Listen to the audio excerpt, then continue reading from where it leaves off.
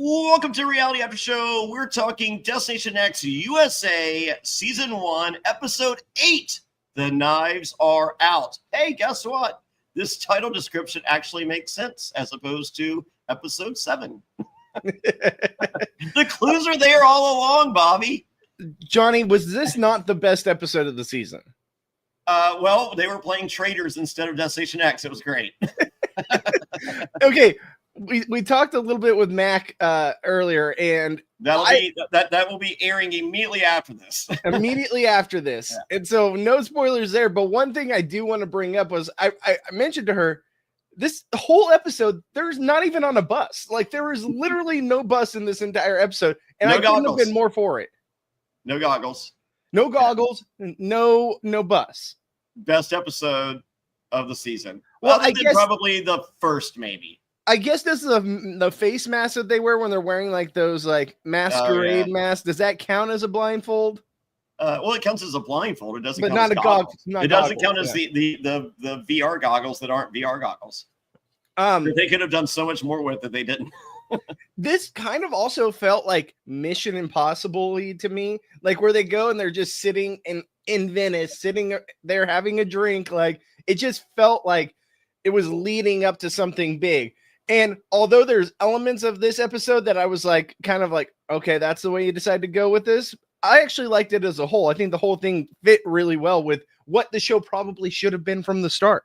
Yeah, as we mentioned with Mac, every other episode should have been challenges like this. Because the crazy thing is, they're in the most beautiful places in the world.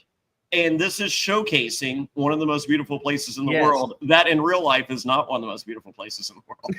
It photographs well. You've been there. I haven't. I've always thought Venice looks beautiful. It looks amazing. It is covered in pigeon shit and it stinks. All right. And apparently there's a bridge there that everyone should know. Mac knew it. Mac apparently was like, oh yeah, I would have known that had I seen it. Who would have known? Like, this is why you should have been in this game. This is exactly why Pilot Pete got rid of your ass, is because you're too damn good. Like, you show me that bridge, I'm like, no idea. Yes. But in retrospect, they could have zoomed out a hair more because it literally looked like the face of a building. It did. It didn't look like a bridge to me. Yeah. Why not just, I mean, like we didn't have to get, Venice background. But just a little more implication of a bridge would have sufficed as a clue. Absolutely. And the fact that they don't even go back to that bridge at any point during this episode. Like, maybe they do. I missed it. Maybe when they're on the gondolas and they're like going through. Yeah. Maybe they show that bridge.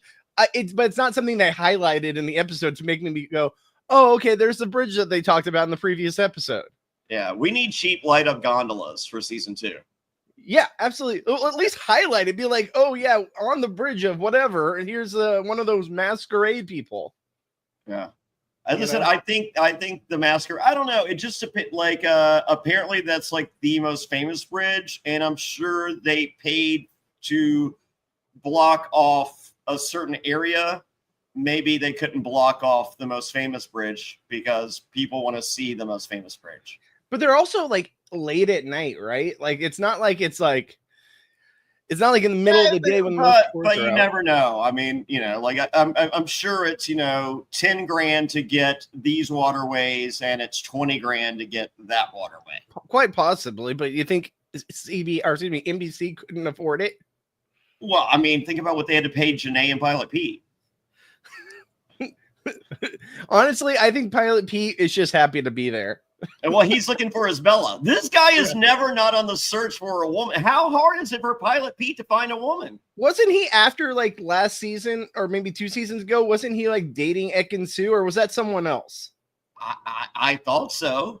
I thought they were still a thing, and then all of a sudden it's like, oh, maybe I'll find my Bella here in Venice. I'm like, is he just saying that for TV, or is he like not dating another chick on reality TV? Or maybe he's looking for a side piece and Pilot Pete is a scumbag. Honestly, Pilot Pete scumbag might be what's actually hidden under all of this. Like, I'm down for Pilot Pete the scumbag. I'm down for it too. I like Pilot Pete. Like, Pilot Pete's one of my favorite characters He on can the do no entire wrong. show. Yeah, he can do no wrong. And maybe Pilot Pete has he's got a guest pass or a hall pass. Hall pass? Yeah, hall pass Pilot Pete. I mean, if he's got a hall pass with Ekin Sue, there's something really wrong with this world. There, holy shit! It is so. I literally just watched. I have probably been on TikTok twice this year, and I was on TikTok earlier today. Yeah, for the second time this year, and there's a TikTok, and it's just like, guys, be very wary on your hall pass, because you can put whoever, like a guy can put oh my god, Ekin Sue as his hall pass, and it's just like, all right, good luck with that, buddy. yeah. Where a girl can put some pro athlete. Some pro athlete is going to hook up with any hot random girl. Yeah, I'm trying to think of who my wife's hall pass was. I know exactly who it is. I can't think of his name. But Jonny Fairplay. Nice try. Well, according to my DMs. hey, get out of here. Oh, no, I don't think I have to worry about that one. No, if it's Ozzy, worry. If it's Pilot Pete, worry. If it's anyone outside of Jonny Fairplay, worry. No, but I'm your safest bet, Bobby. If she were to actually like meet this person in real life, she might actually have a shot. Me, if I try to meet my hall pass, which my hall pass is Victoria Beckham, not happening. Was it Rachel Riley at ever a point? No, never Rachel Riley. I see. If I know you personally, that's never like that can't be a thing. Yeah. See, I like, if I were to implement the hall pass strategy, I would know them. Yeah, who would your hall pass? But once again, it doesn't matter, because you've seen my fiance be like, oh great, well I'm fucking Dave Matthews. We're good. Yeah, like, exactly. No, not Dave Matthews. He's my hero. And in your world, you might actually run into Dave Matthews. So like, I literally have tickets for tonight and tomorrow in Richmond, and pit passes and backstage passes. See, you're screwed. Yeah, my wife's would be Idris Elba. Like, she loves that guy. So like, yeah. And I'm not going. I literally just sold my tonight passes an hour ago, and I'm debating. It's like 3+ hours. I'm like, oh, do I really want to drive 3+ hours? I mean, I just got back from Chicago. I did not. My body is on life support right now. Did you say it was John Mayer or Dave Matthews? John Mayer is my arch enemy. Yeah, I was gonna say. I thought so. I thought you had a relationship. Oh yeah, no. Oh, she'd pick John Mayer in spite, and he fucks everything. You're just like John Mayer. That line is incredible. I forget what movie it's from, but I use it all the time. Like, oh, you're just like John Mayer. There you go. So let's start this episode. This episode starts with them, going into Venice. They're sitting around the table, having some cocktails. They're on boats. Yeah. Okay. Yeah. To go into Venice. The only time we see a bus is the highlights from last week. I think this is what gave me like Mission Impossible vibes or something, was because the boats them coming in on the boats. Yeah, exactly. Yeah. Like it felt very. What was that movie where they break in and steal stuff? Oh, the Italian Job. 11? It was the Italian Job. Oh, the Italian. Yeah. Very, very Italian Job. It's any Michael Bay movie. Very much so. Exactly. So that maybe that's why it gave me those vibes from the start. I just didn't pick up on riding in on a boat in Venice, standing up like that. That's going to always give me that example. Yes. So we're sitting canal side having a nice meal, and Biggie's like, "How do you ruin Venice? Jeffrey will find a way." Pete is still looking for a Bella, and they're drinking spritzes in Venice. I had my first spritz ever this past week in Chicago. Are you a spritz guy? I'm not a big mint guy. So my fiance, she enjoyed her first, regular spritz with the mint, but then found her way to a tequila spritz, which is tequila, Prosecco, and lime juice. And she said, "This is life." See, that's interesting that they had like different versions of sprints. Being a bartender, I'm used to the way I saw on the show today with the orange and the Prosecco and the Mint. no, we don't put mint in ours. So Most Chicago spritzes have mints. see, that surprises me. I'm not used to mint in the spritz, but spritz not really my thing. Not an Aperol guy. So I am a sip of a spritz is wonderful. Mm-hmm. Possibly one spritz. After that, I'm done. Like that, Yeah. I'm not sitting back drinking spritzes all day. I'm more of an IPA guy. If I would have been sitting at that table and they brought me a spritz, I'd be like, actually, can I get your finest Italian beer? Like, can you bring that to the table instead? That would be a Peroni. Yeah, exactly. Peroni. Yeah, you're getting a Peroni. I enjoyed a fine Peroni at the Peroni bar in Australia. See, there you go. I can get down with some Peroni. Peroni and I are very good together.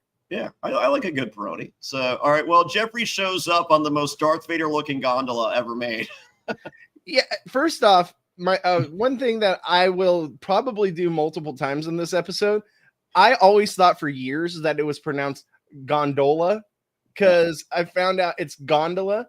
Yeah. Recently, when we were on our honeymoon, we were on one. And I kept calling it gondola, and my wife made fun of me basically the entire trip for calling it that. Yes. So You're thinking Gargonzola the cheese.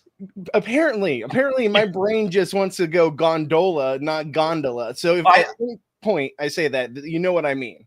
I feel like Biggie and you are the same person, and we have traveled just as much. He too is 5'2".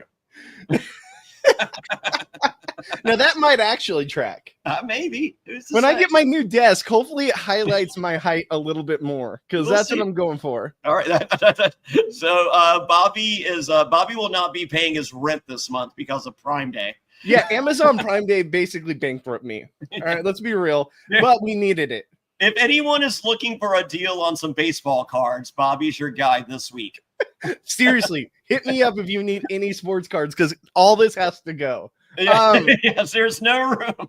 There's no room, and I am financially never going to recover from Amazon Prime Days. So we need to salvage this. Also, Amazon Prime Days, I was this close to like buying a whole new desktop or like a desktop computer, like a brand new, really nice one, just because of how my stuff's been like kind of going slow at times. I was like, it's either a $7 Ethernet cord to hardwire in or a whole new desktop. And you don't know how long I hovered over that button for the $1,500 desktop. I had the $800 touchscreen Breville espresso maker in my car. Like literally it took all that I had. It. My fiance is like, you get that, we're done. I'm just like, what if it's on our porch when we get home? Hey, the best thing about Amazon is, hey, I can make payments on this thing, man. Like that's what I told her. I'm like 12 payments of $66. That's 2 cameos a month. It pays for itself. Like I told you, I got a freaking desk, a bed frame, mattress, dressers, all this stuff. $60 a month is all we have to pay for the next 18 months. Yeah, what's the problem? But it also is like $200 interest, which eats away all the freaking Prime deal that I just got on. Oh, well, there's that. But it's worth it. I think mine was 1 year interest free. See, that would have been even best case scenario. Mine wasn't apparently, but I will say this. Then she goes, just look on Facebook Marketplace. I'm like, they're literally going for $800 on Facebook Marketplace. It's the same price, and it's brand new. Yeah, here's the thing. Amazon Prime Day, they should do this like 4 times a year. The fact that they only do it like what, twice a year, I think. I think twice a year is enough. Like twice a year can put you in financial ruin. Well, the fact is, they don't care. They're the richest. Well, I know they don't care. Disney. I do. Yeah. For us, absolutely. But to freaking Amazon Prime Days, like seriously, the fact that it only lasts like a week, I'm like, why don't they make this 2 weeks at least? You know, like give people time to financially recover. My heart couldn't take it. So, well, guess what, Bobby? Yeah. There's no map room in Venice, and we are in Venice, which is the city of lost souls, and gondola rides, or as Bobby and rednecks say, gondolas. They're going to go through the haunted canals, in which they have to remember 10 masked figures, in which they have the opportunity to win daggers. They start with 1 dagger each. They can collect a total of 3 daggers each. Guess what? Allie can't remember stuff. Yeah, apparently Allie has this weird, I don't even know I guess, disorder, I guess you would say, where she Sure. can't remember, like, Well, she couldn't remember the name of it. right? Exactly. But No, she's I think been she great said all the name. season. She said the name of it. I also suffered from it apparently, and I could not remember the name of it. I can't remember the name either, so don't worry. I'm right there on board with you.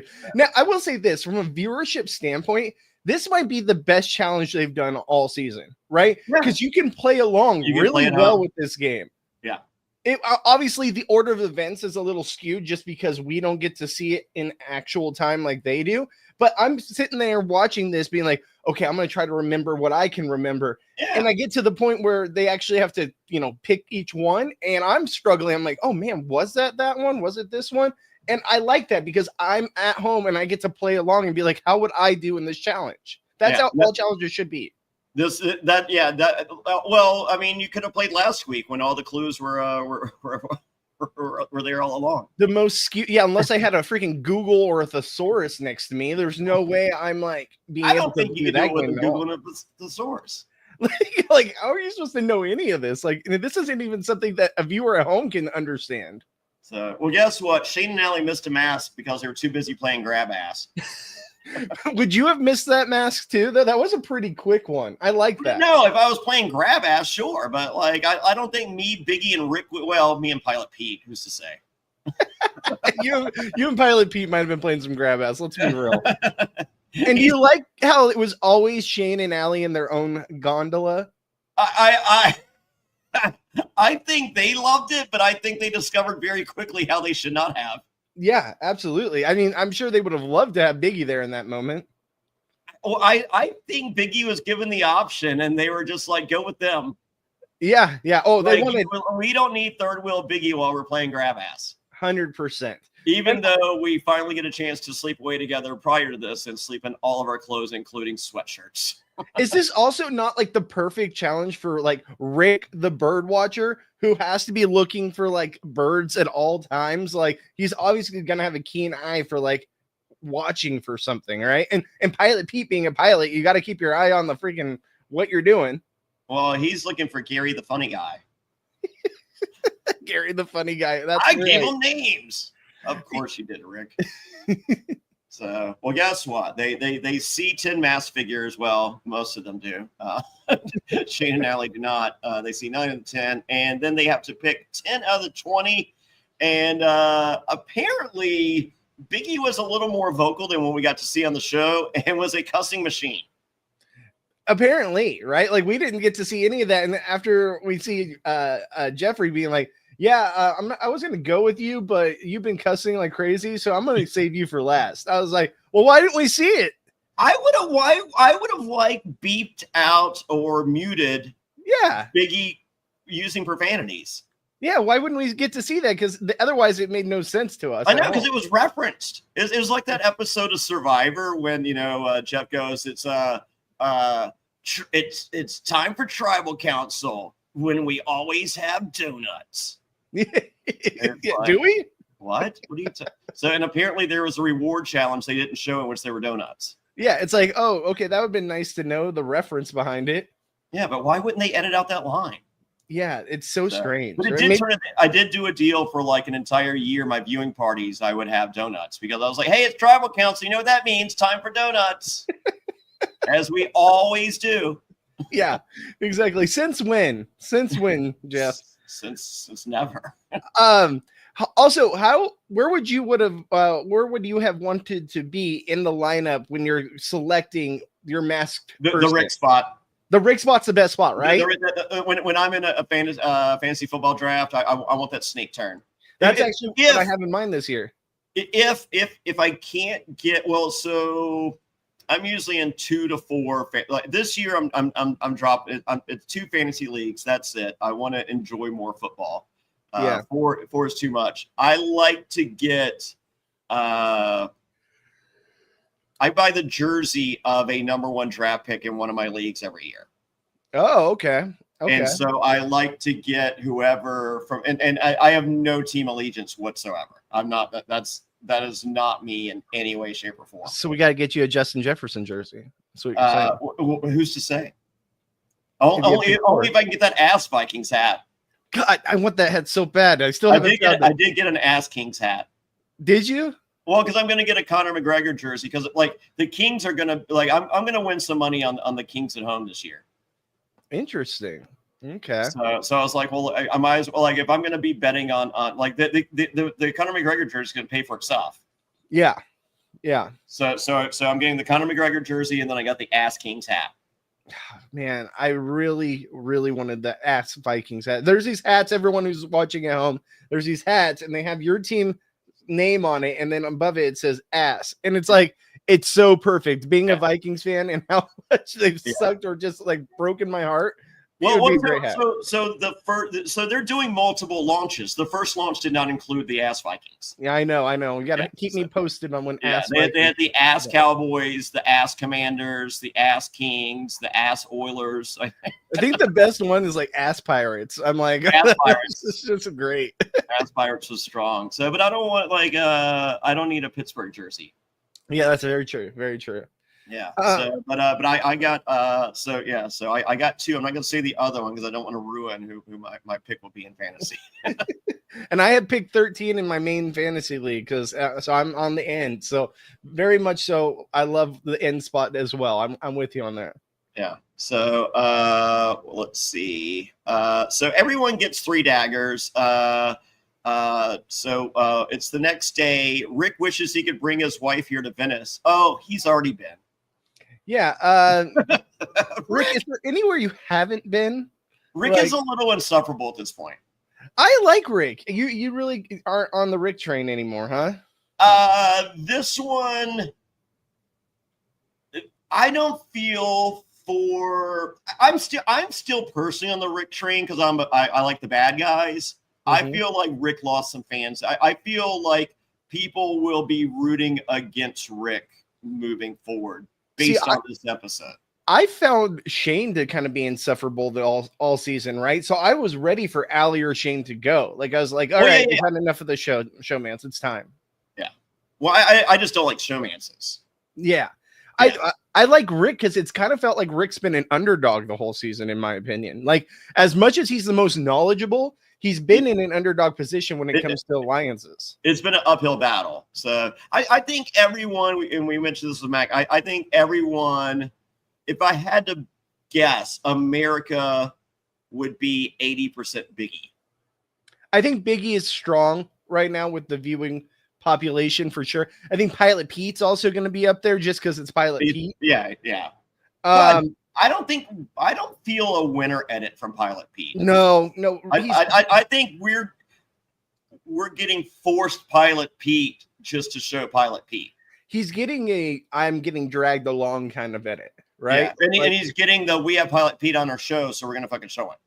Yeah, I think you're right though. I think the strong favorites right now would be Biggie or Rick. I think it's a Rick win. But I think Biggie might be the second place. Oh man, wish you would have had it kind of situation. I think the last thing is gonna be more. I don't want to use the word physical because I don't think it's gonna be like a fucking physical like something from the challenge. Yeah, but I think it's gonna be more physical than some of the stuff we've seen, and I think Biggie with his street smarts beats Rick's education. All right. Well, we'll see. And apparently, according to Mac, Biggie's very knowledgeable as well. Like very knowledgeable about European culture. Even though he's not well traveled, he's still very knowledgeable in these things, which could have surprised me. Because from the Biggie edit we're getting, he seems like the dumb hillbilly kind of. I think he plays with the dumb hillbilly. He definitely plays into it for sure. Yeah. But he's a very knowledgeable guy. Yeah. So, Rick has traveled everywhere. So Pete and Rick have a plan to recruit Biggie, and Pete does the pitch, which is the right move because I was just like, Rick, lay back, don't show your cards. Yes, I thought that was genius. Yes, that was the move, and Rick was smart because I could see Rick getting a little too big for his britches, and it's like now's the time I flex. See, the one caveat I'll have with that, I thought that approach was perfect where Pilot Pete initiates it. I thought that Rick came in a little strong with, I'm on board. Yeah, let's do it. Like, I'm all about it. Like, I felt like he should have been like, well, Biggie, how do you feel about this? Because this is interesting to me. You know, the pitch should have been Pilot Pete makes the pitch. Let's try saying that 18 times fast. Yeah. Rick assesses, asks Biggie, and waits for a Biggie lean in. Biggie starts the conversation to be had rather than Rick being all in and trying to then and then Rick does makes sense. Yes, exactly. Like, you know, actually, the more you guys say this, you know, I'm really on board. We should probably get rid of the showmans here because it betters our chances. I'm glad you brought this to our attention, Pete. Like, that would have been the play. Yeah. So, yeah, Rick he didn't play it bad, but he could have played it better. Could have played it better. That was my only caveat from the whole conversation, which I thought the approach was right. You start with Pete, then you kind of let Biggie come to the conclusion himself rather than basically trying to force his hand by saying, hey, this is what we're doing. Yeah. So, well, don't worry. Pilot Pete's going to fuck it all up. Yeah, it all happens. Yeah, don't worry. It's all downhill from here. Yeah. Well, final five are dressed up for dinner. Rick looks good in a white tuxedo. Yeah. Do you think that they brought these tuxedos, or do you think that this is something? Yes, because Pilot Pete had the airline thing, or the plane thing. Also, was that the same outfit he wore in the Traders? Because more than likely, pretty sure I've seen this outfit on him before. Yeah, like maroon. Yeah. I think that's his vibe. Yeah. So, and Pilot Pete's not buying a new outfit for. He's got to save his money for whenever he finds his Bella. They got a 401k to plan. I imagine, Johnny, if you're on this show and they make you dress up like that, I'm thinking you're going shirtless underneath with just a coat over the top. I think that's and a bow tie. My shirt will be. I'm doing it on Jeffrey Dean Morgan style. Okay, so like a little open on the top. Oh, a lot open. Yeah, you're gonna see the dragonfly tattoo. No bow tie. Oh no, God no. I'm pretty anti bow tie. That track. I knew a guy that rocked bow ties as his gimmick, and I wanted to punch him through his face. There you go. Did they all wear bow ties in this episode though? Like, is it just me, or do I remember all of them wearing bow ties? I think, but I'm not. I can't remember Shane.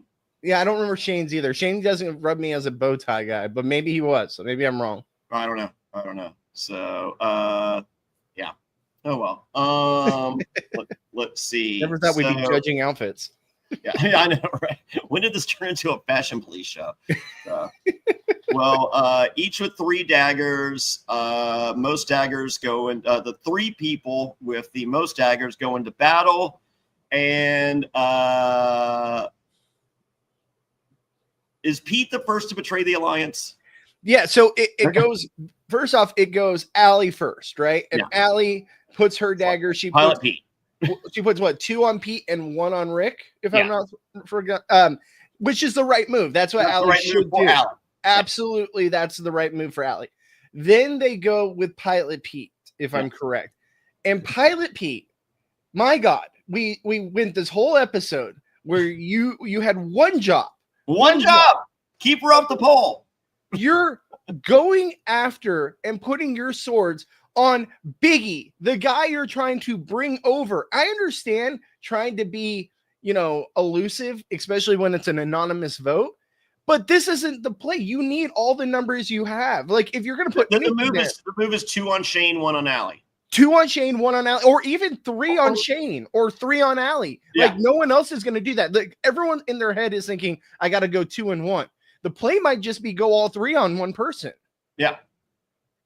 And that's it. It's really not that hard because you go 3 and then Rick sees, okay, there's like 3 or 4 on Shane or Allie.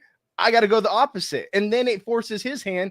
And then if you see that when Biggie gets there and sees that those are the 2 most voted for person, what's he going to do? Yeah. Biggie's like, obviously the alliance is betrayed. Let me betray the alliance even more. I mean, when you saw Pilot Pete do this, were you screaming at your television like me? I'm like, what are you doing, dude? You're from the Traders. You understand how this works. This is day 1 Pilot Pete, not day whatever leader of the faithful Pilot Pete.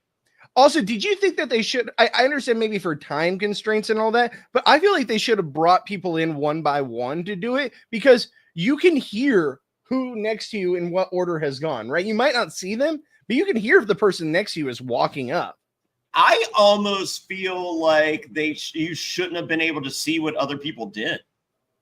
Sure. No, that would have been even better. Like Yeah. not being able to see. I mean, I'm not hating on it because it does create a little more strategy, but I feel like it also takes away some strategy.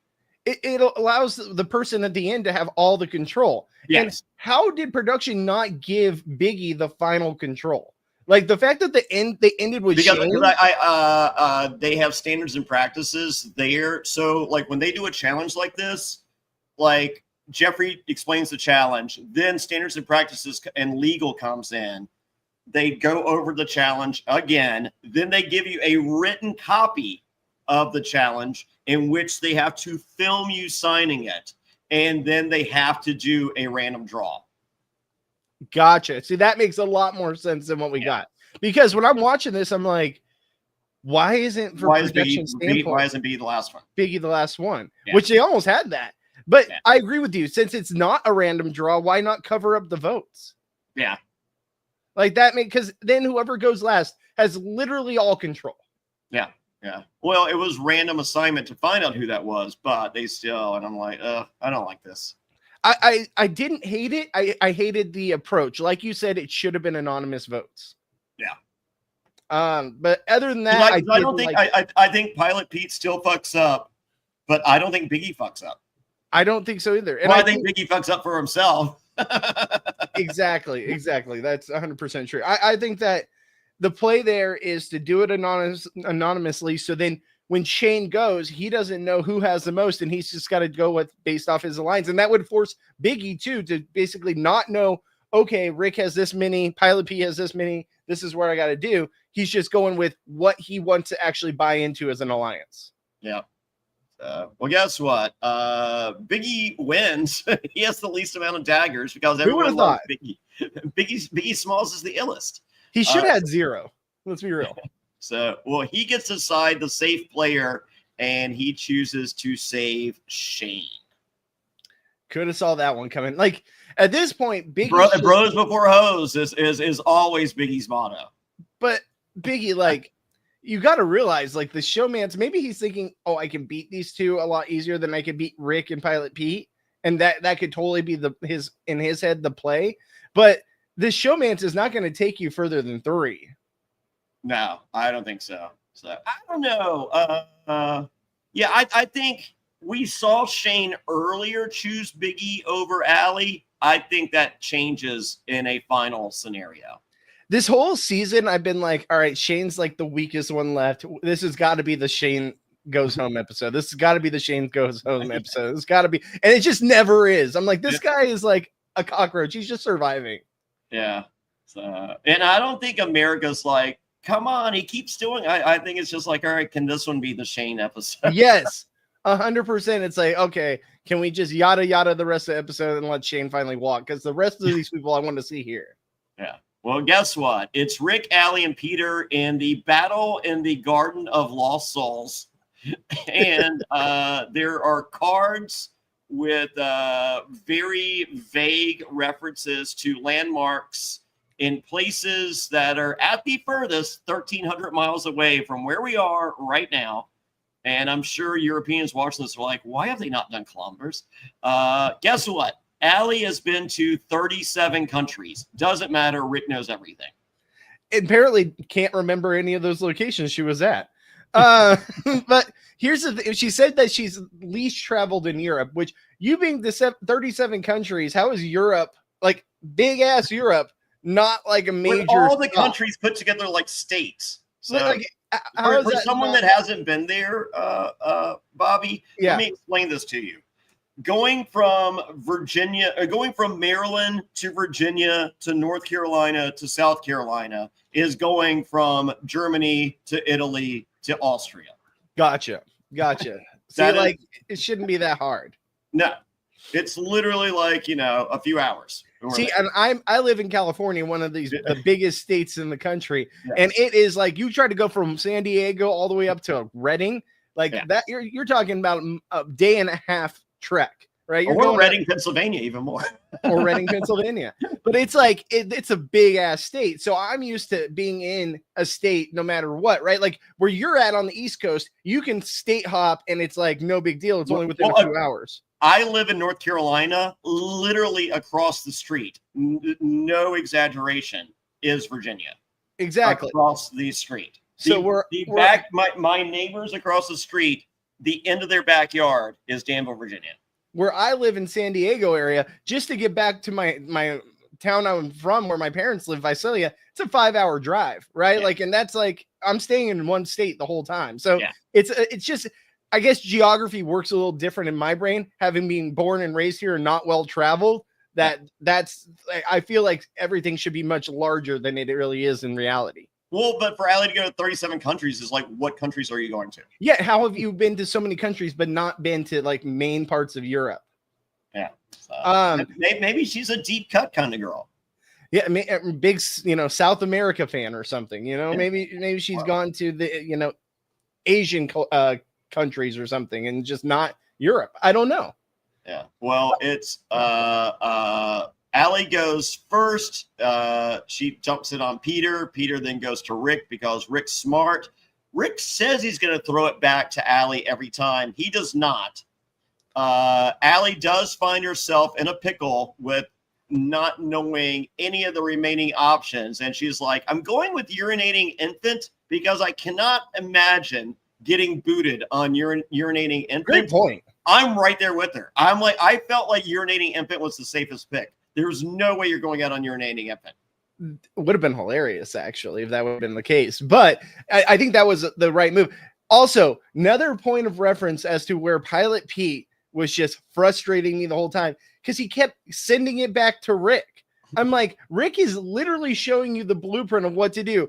Allie picks you, you pick Allie. Allie picks you, you pick Allie. Don't give it back to Rick. It worked out so extremely well in his favor that it came down to Rick for the final one, because otherwise it was a 50-50 shot. And thank God he picked up on that. But like the play was to just always shoot it back to Allie. I think we didn't see something. And I'm curious if we can get confirmation. I think Rick goes, Pilot Pete, to go back to me, right?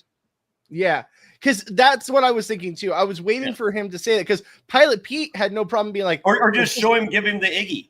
Well, yeah, or just the fact that he was like, Pilot Pete's like, just so we're clear and we can get this out there. Me and Rick have been playing together the whole time. I'm like, so what's stopping Rick from being like, then give it to me, bud, so that I can get this right? And I know. I think that conversation was had and they didn't show it. And I don't think it would have been bad to show it. No, I don't think the drama was immensely more with him just saying Allie versus Rick going, let's fuck over Allie. Yeah, I mean, it just make it clear, make it clear, and especially clear for the viewers. On these cards, did any of them throw you off? Like, did you know any of them, or did you have trouble with pretty much all of them? I knew a fraction. I knew quite a bit, actually. A lot of those I was at. Now, here's the problem. I wouldn't have known which one's closer to where they're at in Venice. Like, that was the whole gimmick, is you had to see. Well, you would have studied before you went. Like, yeah. I mean, I would have been trying to be more, and I have a general knowledge, but like, I don't know for a fact, like, if Ireland's further than, England, like from Venice. Yeah, but you would, like, if you had been picked to been on the show, you could pick up the countries on the map. Yeah, I could. We have a map literally in the background right here. Yeah. You can easily just look and like have a general sense, right? Yeah. No, I think you would have figured it out. Like Stonehenge, I would have figured that one out. The City of Love, like there were some ones that were like the Louvre one. Those ones were all pretty clear. But like when you get down to what is it, the Raven's Claw or whatever? Yeah. No idea. So I still don't know, and I wasn't going to rewind it. Just out of fear it was going to lock up. I'm still not sure if it was the Raven Tower or the Emerald Island that was the eliminator. I'm pretty sure it was. He picked the Raven's Tower. That's what I think, but I'm not positive. Now that you say that, yeah, no, because Emerald Island would be Ireland, and Ireland was the furthest. Yeah, 100%. Okay. Allegedly. I'm not doubling down on it. I'm pretty sure because he was like, oh, if I'm gonna go out on birds. Yeah, but it was like I'm gonna put her out on the birds. Oh, maybe I'm wrong. I don't know. As I said, Yeah. I'm pretty sure we're right, but I'm not saying, because like someone in the comments would be like, no, it was the other one's idiot. Yeah, I'm pretty sure the Emerald Island was Ireland, and that was the furthest away. Yeah. Yeah. All right. Yeah. Well, you can double down on that. I'll double down on it. All right, great. I'm going to be like, maybe it was, maybe it wasn't. You're in the clear. I'm going with the who's to say. I'm going to be the one in the comments that are either being like, Bobby was right, or Bobby, you're stupid idiot. Well, I'm right either way. Exactly. You can't be wrong. Non-committal fair play. That's Jonny Fairplay right there for you, right in the middle. Yeah. But yeah, I mean, it sucks for Allie to go out like this. I mean, I'm sure she would have. Does it? I felt like this was pretty awesome way to go. This was better than going out last episode. Yeah, 100%. 100%. I mean, so of the options, this was pretty great, Bobby. 100%. You're right on that. I can't disagree there. I will say, like, I mean, I'm more so saying, like, it sucks for her to go out, like, with the condition that it was basically 2-on-1. But it was almost a benefit to lose the dagger situation and go in there with your alliance partner, right? Because, like, as long as you're knowledgeable about, feel pretty knowledgeable about the countries and the locations, you're fine as long as you have a partner there. If it's Shane, Allie, and Pilot Pete's going home. Yeah. Yeah. Well, we say that. Shane might not have got one of these correct. I don't know. Who's to say? Shane's just happy to be there. He's got Allie. Well, guess what? Rick's a bird guy. Allie's out. Does not get to say goodbye to Shane. How I was surprised, man. I thought for sure they were going to bring Biggie and Shane back out, and then she would be able to say her goodbyes. Nope. I was worried they were going to do that. Well, they alluded to the fact that they were not before the challenge. Yeah. Okay? But then I was scared, and I think that's why Pete and Rick revealed their alliance. Yeah, that's 100%. If she had gotten the opportunity to go back and rebuild that alliance, that sucks for them. And it's like, no, I think it is. Thinking. But they made it clear she would not. But I'm just like, ooh, they said that, but are they so we get the goodbye kiss? They're gonna. We didn't get any goodbye kiss, which I'm. Oh no, we get Bobby going, fuck you. Yeah. Your chick's gone, bro. Very curious to ask Allie, what's the status of their relationship now? Because it didn't seem anything long term to me. No, I don't think so. So guess what? They do get Jeffrey, being the nice guy that he is, gives them a glimpse into the future. It is a golden anchor postcard. Do you have any idea what that is? Yes. Okay. Ravishing Rick Rude, the wrestler, had an anchor tattoo, and he was from Minnesota. So they're going to Minnesota now. They're going to Minnesota. I'm going all in on Minnesota on the map. Common, Eastern European location, Minnesota. Now it could be a reference to like Vikings and maybe what oh my God, why am I blanking on what country they're from? Scandinavia? Yeah. Could that be the reference? That could be. Also Popeye, the Sailor Man, he also had an anchor tattoo. Also from Minnesota? Is he from Minnesota? No, I'm just it's a callback, Johnny. It was a callback. I feel like Popeye's from Florida. I feel like Popeye listens to some Jimmy Buffett when he's not eating spinach, and spinach is actually marijuana. I feel like he's like from Seattle, Washington, right? Like I just feel like fisherman culture, like oh yeah, Pike's he's just hanging out Pike's Place, bringing in fish. Exactly, like that's the vibe I get from Popeye. I guess maybe that's my childhood memories. That's what I pictured. I feel he's smuggling weed into Miami. It's totally possible. I think current day Popeye spinach. It's spinach. It's spinach, guys. Okay. Yeah. All right. Don't test it. Don't get the dogs around it. But yes. And if he takes it, he's going to be stronger than everyone. Yes, and it's in cans. The dogs can't smell it. He's bringing in his weed in cans. If it's Florida, it's bath salts. So let's be real.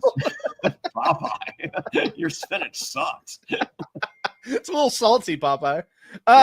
Now, I'm gonna probably St. Mark's Square is the home of heartache, and it's heartbreak for Shane. Heartbreak for Shane. Oh, it's the perfect situation. I think I'm also going to get a little roasted in the comments because now I'm like not 100% sure if Vikings are Scandinavian or not. And being a Vikings fan. Oh, yeah. Skull. But oh man, now I'm feeling very stupid because I feel like it's right in front of me and I'm not thinking of it. Or Iceland. Oh my God, what's the country that does that? Is that Iceland? I think so. Oh man, you're so fucked. Hold on. I gotta look this up. You go ahead. But yeah, I think that Shane is gonna have to play a different game at this point now. Oh, he doesn't have a choice. So I don't think this next eliminator is gonna be physical, like where I think Big E is gonna trump Rick. So I think this one's gonna be more mental. Shane's out. Okay, so Scandinavia is correct. But Scandinavia is not a location. It's just it's like a specific area between Denmark, Norway, and Sweden. So like Scandinavian culture, it's not an actual location. Now I feel very stupid. There we go. So maybe Norway, maybe Sweden. We didn't get any of those. Denmark we got already, right? I think so. The Netherlands. Yeah. We might double back again. Yeah. So, well, it's the final four. Let the games begin. Holy moly, was Shane not happy to see Pilot Pete. And Pilot Pete was like, how big is my dick? Oh, Pilot Pete was just the big swinging dick at the party, walking in to be like, I know you don't want to see me, but I got your girl. Yeah, like Rick played it a little low key. He had a hint of smug, but played it pretty good. Pilot Pete's big dick swinging. Oh, big dick swinging for sure, being like, haha, bitches. Like, if he could have walked in with, like, middle fingers up, he would have. I feel like he did. We just didn't see. It was also edited out of the show. I know. Why are they showing Biggie cuss, Rick give the Iggy, and Pilot Pete with middle fingers and his dick out? It's not that hard, guys. This is Love Island 2.0 if you give us all those things. Well, that's Peacock, not NBC proper. Oh, sorry. I guess this should have been a Peacock show. We would have got all the behind the scenes. I would have loved this to be a Peacock show. We would get the fight between Janae and Kim. Exactly. We would have got everything, right? This might be the most riveting television. Have we got all the stuff we should have gotten? Season 2 Peacock. Season 2 Peacock. In America, half the budget. Exactly. Make it 7 days a week. Oh, please. There's something I love more than 7 episodes a week. I will say, if they do this again, though, like if they do a season 2, we need to have more episodes like this. It needs to be every other as this. 100%. The map room, as much as it's a cool concept, it dries out pretty quickly. I want to see manipulation, backstabbing, and having to like turn on people rather than just who got closest on a map. Yeah, no, like the who got close on a map, it works every other episode getting us to locations, but then we need to show off the locations Michael Bay style. Exactly, because you have these beautiful locations that we're showing the fucking bus. And we're getting majority on the bus. And even when we do see the locations, we don't know where the hell we're at. So we don't really get to know the location. And when the locations for clues are in the middle of Nowheresville, it's not the fucking city. It's 35 miles outside the city. It's a fucking field. Exactly. It's not sitting next to a freaking the gondola. Like it's not. We're not getting that right. I don't care about a field in a cabin. Exactly. Like when you're there, show me. Yeah, when we saw like the Alps, like that was like we're seeing the location, right? Yeah. Like we're seeing like a major landmark in a specific location. Yeah. Give me more of that and let me see them in that area being able to walk around it. Yeah, they show a field as like, I don't know, Ohio. Exactly, right? Exactly. 100%. It's like a geomapper would know this, but not me. Saltville, Virginia. Yeah, by Celia, California. You know, like let's be real. So all right. So well, I'm guessing we have 2 episodes left. I think it's gonna be a tight 10. Yeah, he said semifinals. So I'm assuming we get 1 elimination next week and the final 3 for the finale. Final 3 for the deal. So I think I'm cool with a Shane elimination next week, finally. Yeah. And then a battle between Rick, Biggie, and Pilot Pete, and Biggie pulls it out. I think I'm going Rick. I'm going Rick wins it all. I get it. I'm just saying what would be most like our chances of season 2 help with a Biggie win. I still think people are going to be on board with the Rick win because of the fact that like this guy, we got his heartfelt story about how, you know, he lost money with the restaurant, you know, because of the pandemic. Like, I think that could play. He's still a little assholey. He is, but he's so good. He's so good that I'm okay with it. Like the bragging about the occupation, like it's a lot. I think you're just a Rick hater. I love it. Like, I think it's fun. I could see the common man going, oh God, you know, like, are you good at anything? It's like, oh no, he's actually great at everything. Like there is no stopping Rick. But yeah, no, I think that I could get down with a Rick win or a Biggie win. I'm cool either way. Yeah, same. I don't need a Pilot Pete win. I don't think we're gonna get a Pilot, and we got no edit to show that Pilot Pete could be the winner here. And Pilot Pete's my favorite person there. Yeah, I really like Biggie. I think Biggie is a very enjoyable person to watch on my screen. Like, I would love to see Biggie on the Traders. I like to see Mac on the Traders or Biggie on the Traders. I'd rather have Mac on the Traders. I probably would too, but I'm just saying if I had to pick between anyone on the show, those would be my top 2. Yeah. I don't think I would like Rick on the Traders. Rick on the Traders, I think that it wouldn't get edited well. Yeah. I think Rick on the Traders would be someone that he's Dan Giesling. People are thinking he's a trader right away, right? He's Dan Giesling. He's someone that goes out early, and he's someone that they might not really even show in the edit, to be honest with you. So I think Biggie is a fun character, or Mac is a very under the radar type. I see Mac makes it far, and Mac learns how to make friends and by proxy make good TV. Mac seems to have learned a lot from this experience too by talking to her. So I think Mac 2.0 could be even better than when we saw Mac 1.0. Oh yeah, Mac 2.0 is genius level.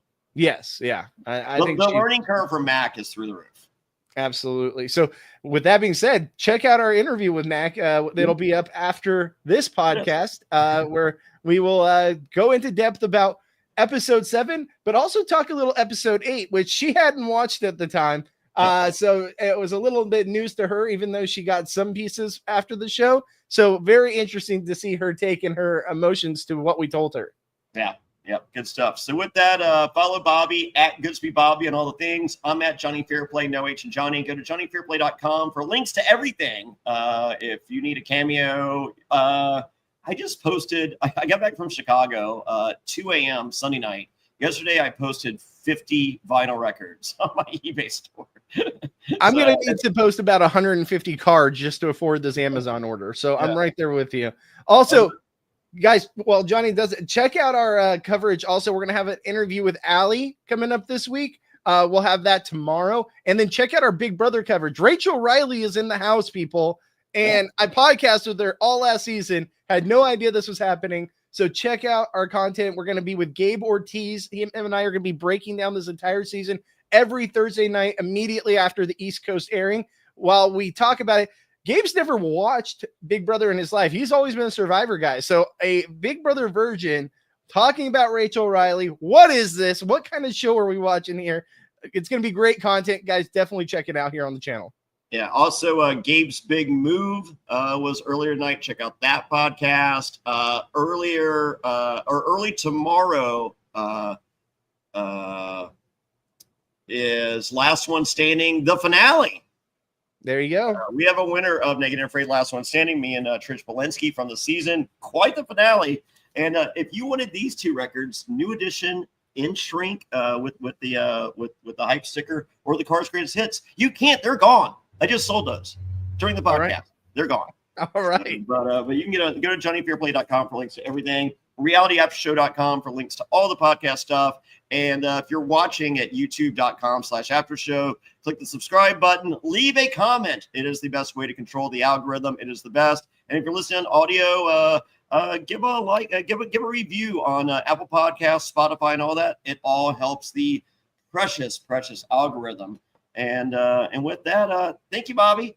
All right. We'll see you guys on the next one. Bye. Bye.